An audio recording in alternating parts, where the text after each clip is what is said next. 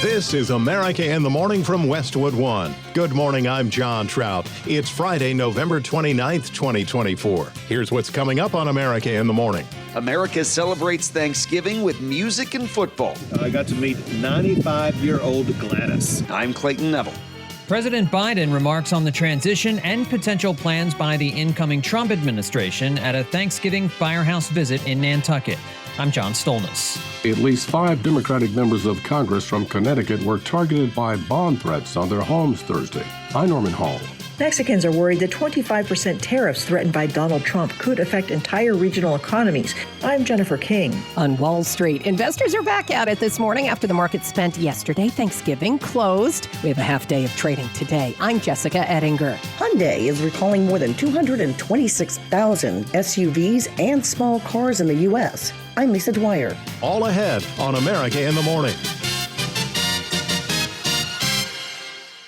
From Maine to California and Minnesota to Florida, Americans coast to coast celebrated Thanksgiving with plenty of food, parades, and entertainment. With a recap of the festivities, here's correspondent Clayton Neville. In New York City, the Macy's Thanksgiving Day Parade stepped off as Americans woke up to a slew of stars on TV.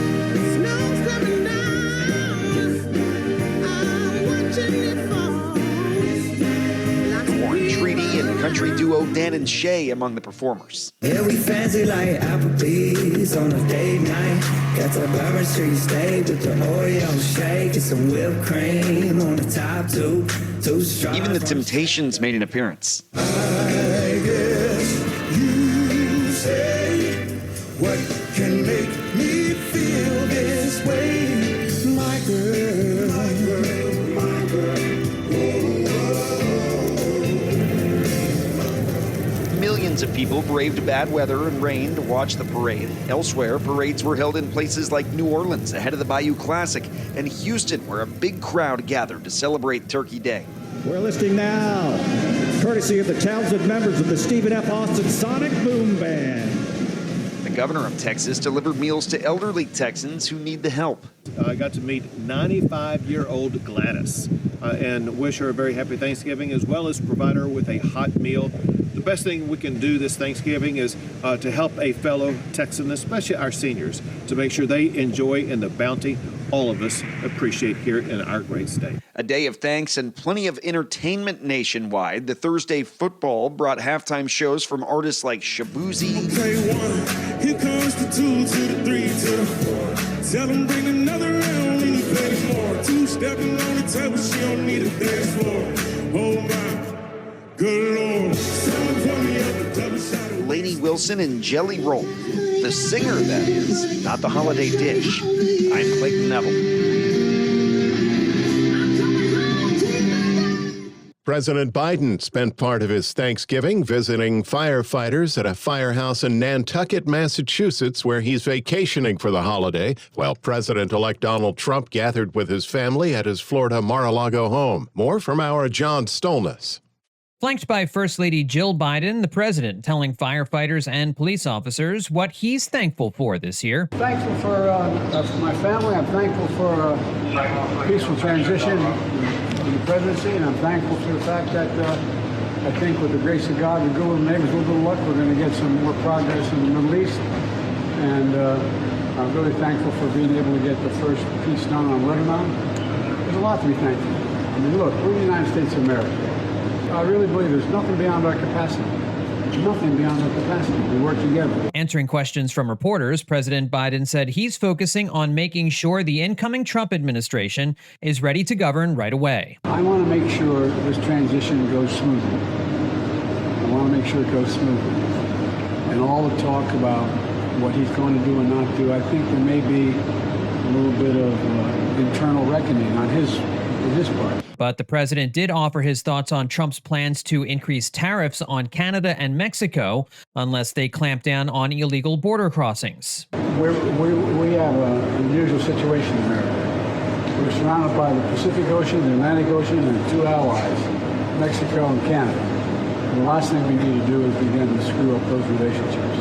I think we've got them in a good place. I think by the way, the cooperation with the outgoing president and the incoming president the illegal crossings are down considerably to what they were back when he was in office. Trump posted a message on Truth Social for Thanksgiving saying, quote, "Happy Thanksgiving to all, including to the radical left lunatics who have worked so hard to destroy our country, but who have miserably failed and will always fail because their ideas and policies are so hopelessly bad that the great people of our nation just gave a landslide victory to those who want to make America great again." I'm John Stolnis. Today's top stories are brought to you by Sleep Number. And now, during our Black Friday sale, save 50% on the Sleep Number limited edition smart bed, plus free home delivery when you add a base. Ends Cyber Monday. To find a store near you, visit sleepnumber.com. Dems say they too were terrorized by bomb threats. That When America in the Morning continues after these messages.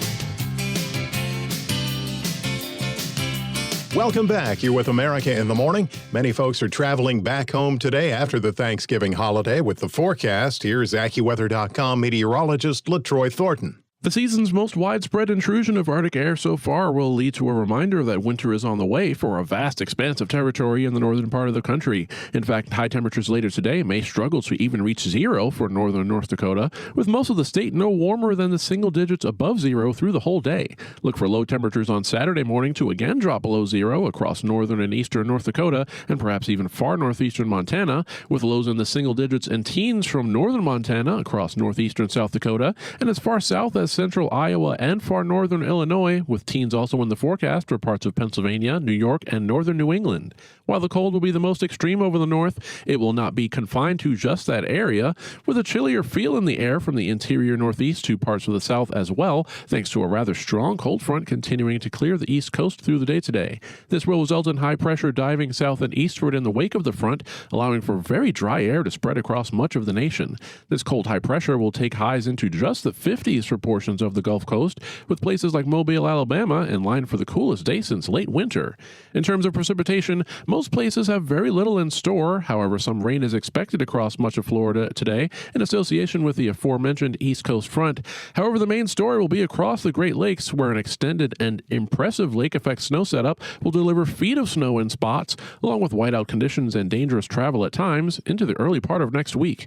In the nation's capital, look for sun and clouds today with a high of 48. For Jacksonville, Florida, expect a couple of showers and a high of 63.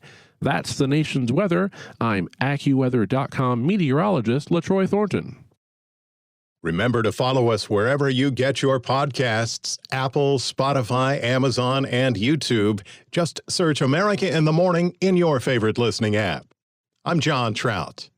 A group of President-elect Donald Trump's most prominent cabinet picks and appointees have been targeted by bomb threats and swatting attacks this week, incidents that the FBI said it was investigating.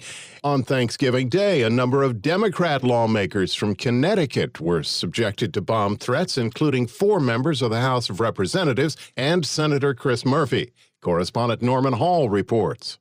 Their offices say at least 5 Democratic members of Congress from Connecticut were targeted by bomb threats on their homes Thursday. Senator Chris Murphy and Representatives Jim Himes, Joe Courtney, John Larson, and Johanna Hayes all reported being the subject of such threats. Police who responded said they found no evidence of explosives on the lawmakers' properties. The bomb threats against Democrats happened a day after a number of President-elect Donald Trump's most prominent cabinet picks and appointees reported that they had received such threats, as well as swatting attacks in which perpetrators initiate an emergency law enforcement response against a victim under false pretenses. I'm Norman Hall. Mexican producers are talking about the tariffs threatened by Donald Trump and how it might impact Mexico's shoppers as well as U.S. consumers, including everything from fruits and vegetables to cars and SUVs. Here's Jennifer King with that story. Mexicans are worried that 25% tariffs threatened by Donald Trump could affect entire regional economies if U.S. consumers facing higher prices cut back. Precio de nuestra fruta. Avocado grower Fabian Sanabria tells the AP if they raise the tariffs, we have to raise the price of our fruit. Their own consumers are the ones who will pay more for it. The tariffs could put Mexico into a recession. The financial group Banco Base estimates that for every 1% that Mexican imports increase in price, their volume falls by 1.3%. If we are going to levy tariffs, an unprecedented increase in the amount of work that our customs people have to do, we would probably see disruptions in many of the plants that are operating in the United States, as well as those in Canada and Mexico. Automakers like GM, Ford, and Stellantis manufacture millions of pickup trucks and car parts in Mexico.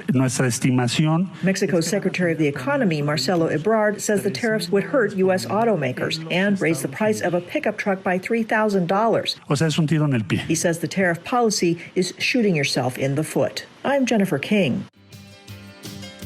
The stock market's major indexes fell Wednesday heading into Thanksgiving. Dow futures this Friday are higher. Business news is next. America in the Morning continues after these messages.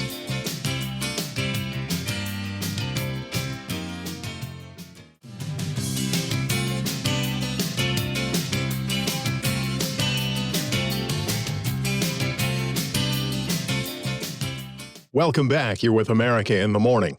The Business Report is brought to you by Fisher Investments. Fisher Investments takes a disciplined approach with investing, helping clients navigate volatile markets. Learn more at FisherInvestments.com. Here's CNBC's Jessica Ettinger with Friday Business.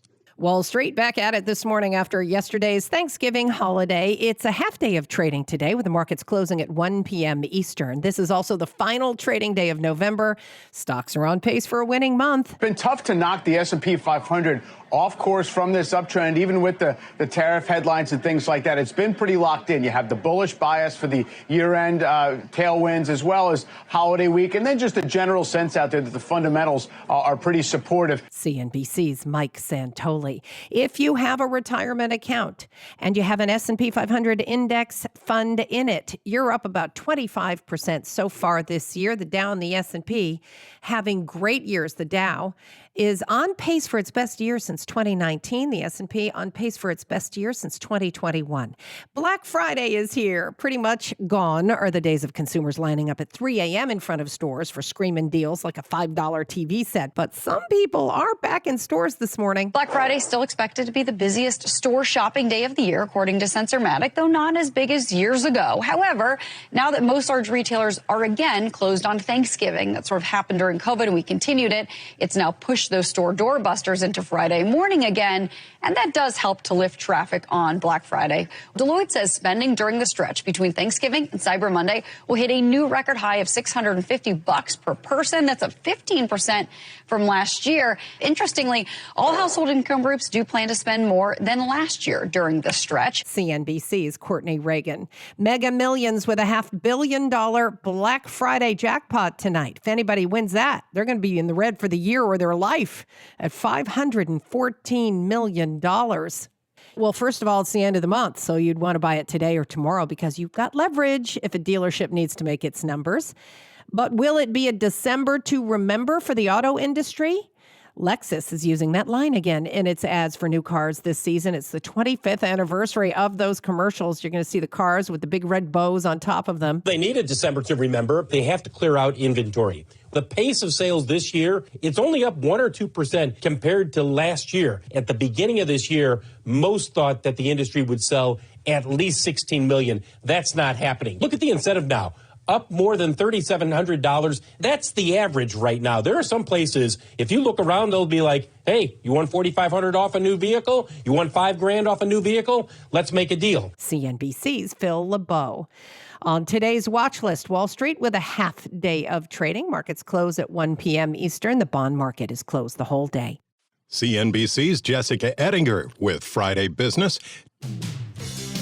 When we return on America in the Morning, Trump's life threatened, man arrested. After these messages.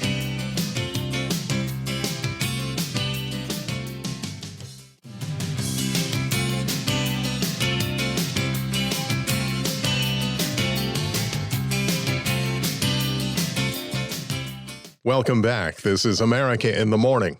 An Arizona man has been arrested after he allegedly posted videos online that showed him brandishing an AR-15 style rifle and threatening to kill President-elect Donald Trump and members of Trump's family. Authorities say Manuel Tamayo Torres posted videos on a near daily basis in which he accused Trump and the president-elect's family members of kidnapping and sex trafficking his children, according to charging documents filed in federal court in Arizona. One of those videos was shot at the site of a Trump rally held in Glendale, Arizona, August 23rd. In another video, police say Tamayo Torres said Trump's whole family is going to die.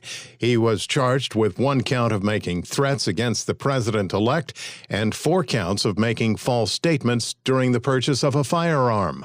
For the second time in just a week, South Korean car maker Hyundai announced a large recall. Details from correspondent Lisa Dwyer. Hyundai is recalling more than 226,000 SUVs and small cars in the U.S. because the rear-view camera image may not show up on screens. The recall covers certain Santa Fe and Elantra vehicles from the 2021 and 2022 model years. Hyundai says that the solder joints on a printed circuit board can develop cracks that can worsen over time and cause the cameras to fail. That can reduce visibility and increase the risk of injury to pedestrians. Dealers will replace the cameras at no cost to owners, who will be notified by letters starting January 19th. I'm Lisa Dwyer. America in the Morning for Friday, November 29th, 2024 is produced by Jeff McKay, senior producer Kevin Delaney. I'm John Trout. This is Westwood One. This is America in the Morning from Westwood One. I'm John Trout. Coming up this half hour, America's leaders with messages on Thanksgiving. I'm Clayton Neville. A top Harris campaign advisor says their internal polling never matched the national polls. I'm Pamela Furr. A Massachusetts man is getting his life back together, wrongly accused, jailed for 3 decades. Plus, a New Hampshire rape trial verdict is in. The number of military suicides fell slightly last year as the Pentagon tries to deal with a steadily growing problem. Sagar Meghani, Washington. Consumer price increases accelerated last month. I'm Rita Foley. The anticipated sequel to Moana is now in theaters. I'm Kevin Carr. Back after these messages.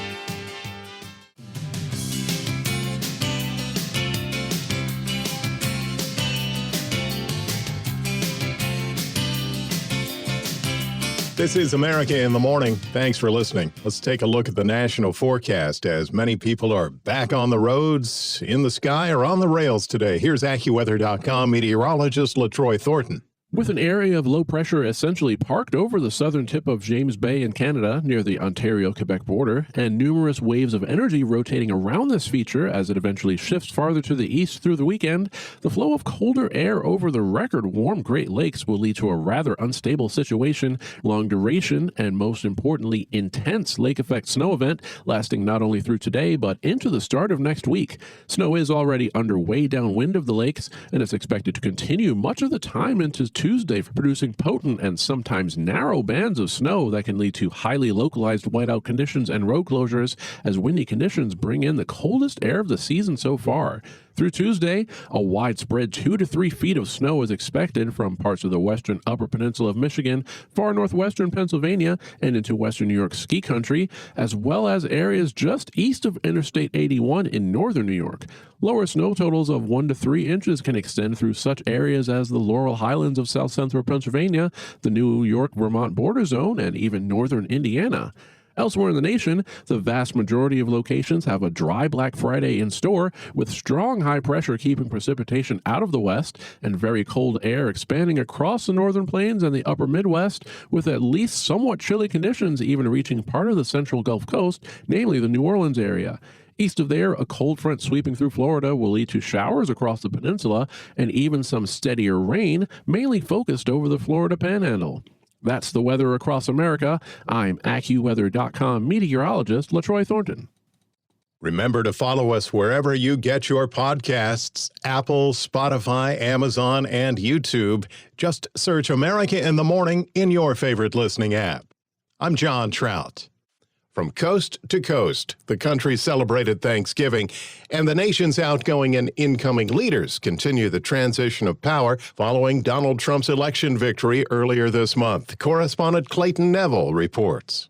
While some Americans were eating turkey and pie and watching specials like the National Dog Show on NBC Sports, best in show tonight goes to the pug. No, the pug. Others were enthralled by performers on the Macy's Thanksgiving Day Parade on NBC. It's officially Christmas, and I'm officially yours.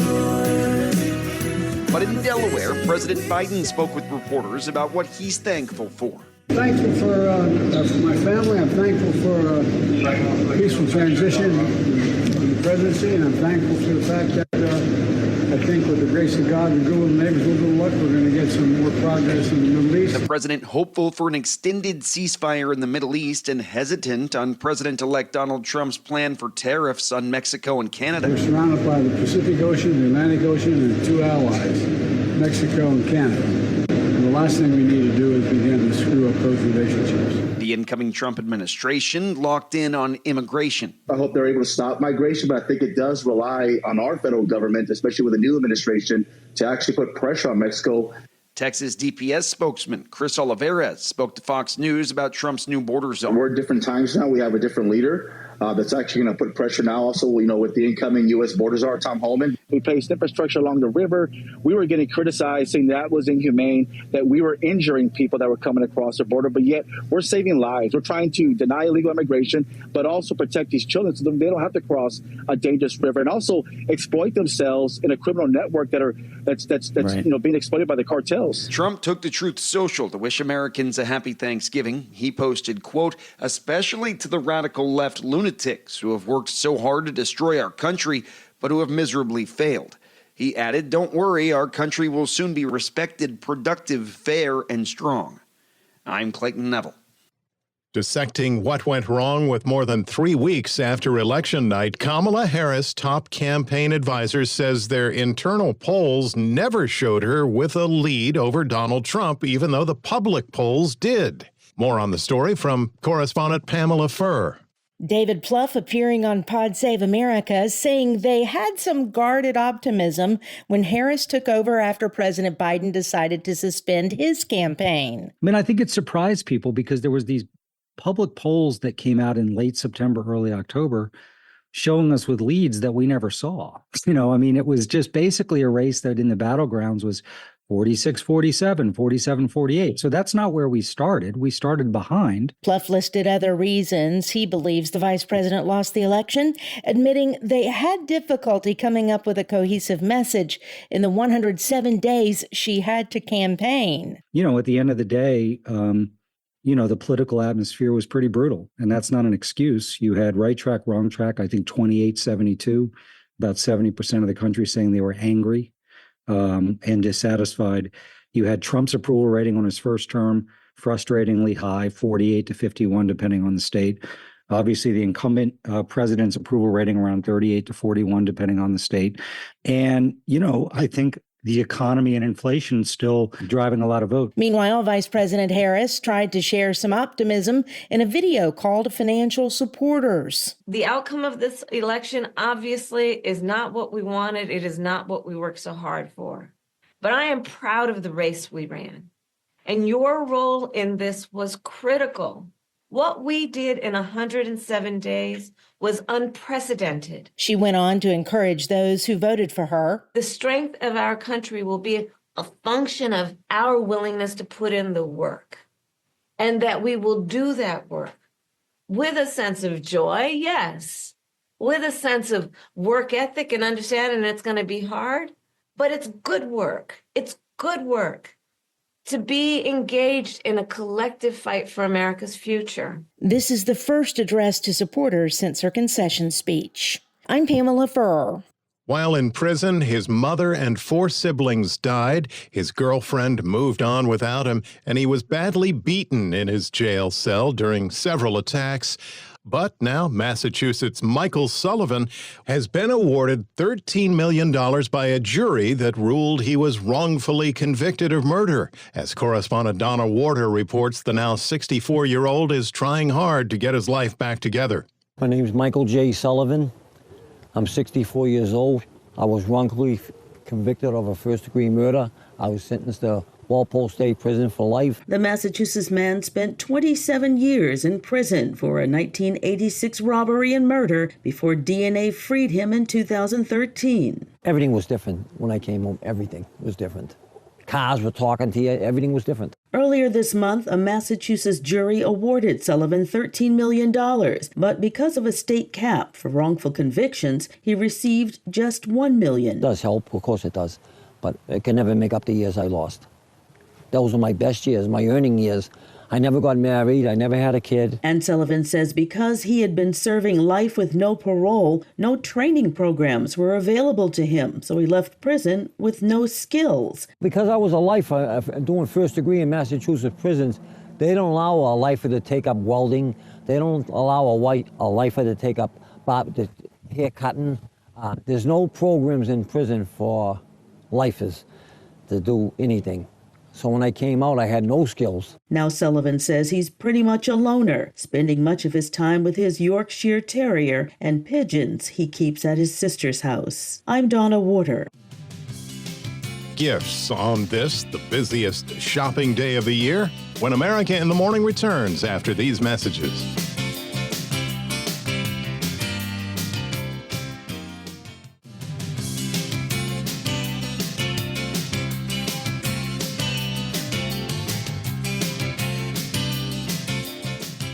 Welcome back. This is America in the Morning. I'm John Trout. Despite more prevention efforts to help the men and women in our armed forces, the latest 2023 report shows a rise in military suicides, continuing a long-term trend. Washington correspondent Sagar Meghani has details.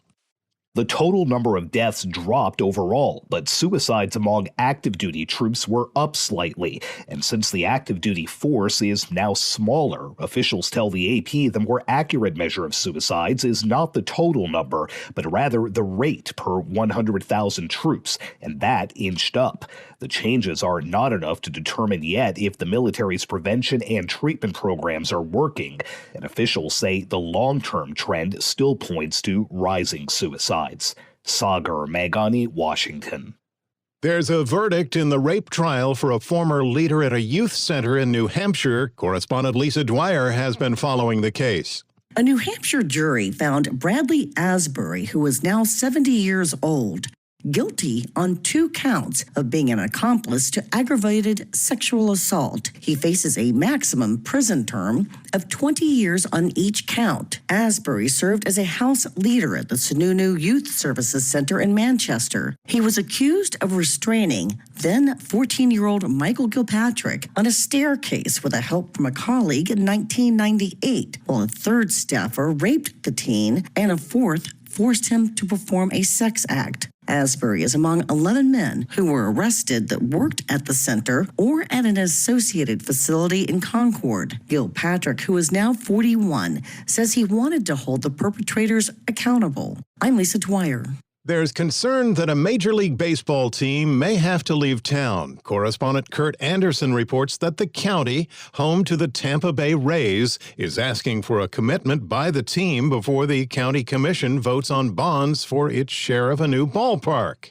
Earlier this year, Pinellas County and the city of St. Petersburg approved a $1.3 billion stadium plan for the Tampa Bay Rays that would be open for the 2028 season. Because of the damage from Hurricane Milton, Tropicana Field's roof, the Rays are going to play at a spring training site in Tampa that's owned by the New York Yankees. And it pushes back the new stadium project by at least a year. The Rays are now saying that they can't afford this, and they kind of are blaming the county for not moving more quickly to approve revenue bonds to finance the new stadium. Where we are today is the county is saying to the Rays, well, if you don't think you can afford this, well, why don't you let us know that you want to back out of the agreement? We would prefer not to, but they're telling them to respond in writing by Sunday so that they can decide what to do going forward on the new stadium, all of which leaves the Rays' future in this area very much in limbo. Correspondent Kurt Anderson reporting. America in the Morning continues. In news about the economy, the U.S. inflation gauge ticked a little higher last month. Correspondent Rita Foley reports. Consumer price increases accelerated last month, the latest sign that inflation's steady decline over the past 2 years has stalled in recent months. According to the Federal Reserve's preferred inflation gauge, consumer prices rose 2.3% in October from a year earlier, the Commerce Department says. That is up from just 2.1% in September, though it is still only modestly above the Fed's 2% target. The report also underscores that Americans' incomes and spending remain healthy, a key reason the economy has kept growing this year, despite those widespread fears of a slowdown. I'm Rita Foley. It's the busiest shopping day of the year, and today we have the top tech gifts available for you and that favorite someone. Making the list and checking it twice, here's Chuck Palm with that in today's Tech News. Today is Black Friday, and I'll have the top 5 tech gifts that you can get in time for your holiday shopping without having to leave the house. Number 5, the LG 45GR Ultra Gear Curved Gaming Monitor, on sale for $549. Number 4, pre-decorated or pre-lit Christmas trees, ranging from $65 to $375, delivered right to your door. The newest Apple iPad Pro 13-inch, special price $200 off at $1,099. Number 2, a great budget deal for JBL Tune 510 Bluetooth headphones, only $24.95. And our top pick for a tech gift this year, the Panasonic Z95 65-inch OLED 4K Ultra TV. Smart TV with Dolby Vision IQ, adaptive 144 refresh rate, and hands-free Alexa. You can find links to all these deals on allthetoptech.tech. I'm Chuck Palm. A big day yesterday in sports with a follow-up this Friday morning. Here's America in the Morning's Robert Workman. The traditional Turkey Day Triple kicked off NFL Week 13. The Lions held off the Bears 23-20 for their 10th consecutive win. That gives them the league's best record at 11-1. Coach Dan Campbell. I'm proud of the way they fought. We did what we had to do. Man, we're going to move forward. We're going to enjoy this. First Thanksgiving win since I've been here, and our guys are going to enjoy it. We're going to enjoy it. In fact, that snaps a 7-game losing streak on Thanksgiving Day for Detroit. Jared Goff threw 2 TD passes to Sam Laporta. The Cowboys turned back the Giants 27-20. That's the first home win for Dallas this season. And the Packers dominated the Dolphins 30-17 last night. Jordan Love with 2 scoring passes to Jaden Reed as the Pack jumped out to a 24-3 lead before halftime. Green Bay has now won 3 in a row and 7 of 8. The new tradition that started last year, the Black Friday game today, has the Raiders at the Chiefs. Sunday, the showcase game is the Eagles and the Ravens in the late afternoon kickoff. Sunday night, the 49ers visit Buffalo. Week 14 in college football last night, Memphis upset number 17 Tulane. That ends the Green Wave's slim hopes of nabbing a playoff spot. Today, current playoff teams in action. Number 7 Georgia hosts Georgia Tech, and number 11 Boise State is home for Oregon State. Saturday, top-ranked Oregon hosts Washington. Number 2 Ohio State welcomes defending national champion Michigan to the Horseshoe. Third-ranked Texas is at number 20 Texas A&M. The winner of that gets a spot in the SEC title game against Georgia. Number 4 Penn State is home for Maryland, and 5th-ranked Notre Dame plays at USC. College basketball, number 3 Gonzaga beat number 14 Indiana at the Battle for Atlantis in the Bahamas. Both the Bulldogs and the Hoosiers took their first loss of the season the night before to open the tournament. That's Friday Sports. Thank you, Robert. Robert Workman with sports. When we return on America in the Morning, a look at some weekend holiday movie selections and the hidden costs of your dream home after these messages.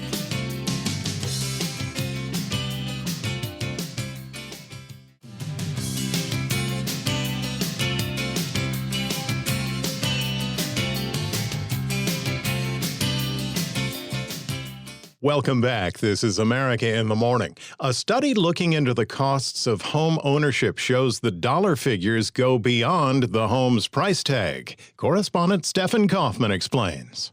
A new hidden costs of home ownership study from Bankrate looks beyond the sale price of the home and the monthly principal and interest on the mortgage. We included everything else. So property taxes, homeowners insurance, power bills, cable and internet, and most importantly, the ongoing repairs and maintenance on the home. Bankrate analyst Jeff Ostrowski says the average annual cost of owning and maintaining a single-family home is up 26% since 2020. Totaling more than $18,000 a year. Maintenance and repairs, everything from small unexpected costs like plumbing repair or an AC repair to big things like putting on a new roof or replacing the windows. It does tend to sort of grind you down financially if you're not aware of it. Ostrowski says most longtime homeowners are likely in a far better position to weather the rising costs of maintenance because of a lower home loan rate compared to first-time home buyers. To the closing table, you've scraped together the money for the down payment, you've qualified for the mortgage, and you kind of think you're at the finish line when you get keys to the house. But in fact, you're just at the starting line for this whole other list of financial responsibilities. Bankrate analyzed average homeowner costs in all 50 states, not including the District of Columbia.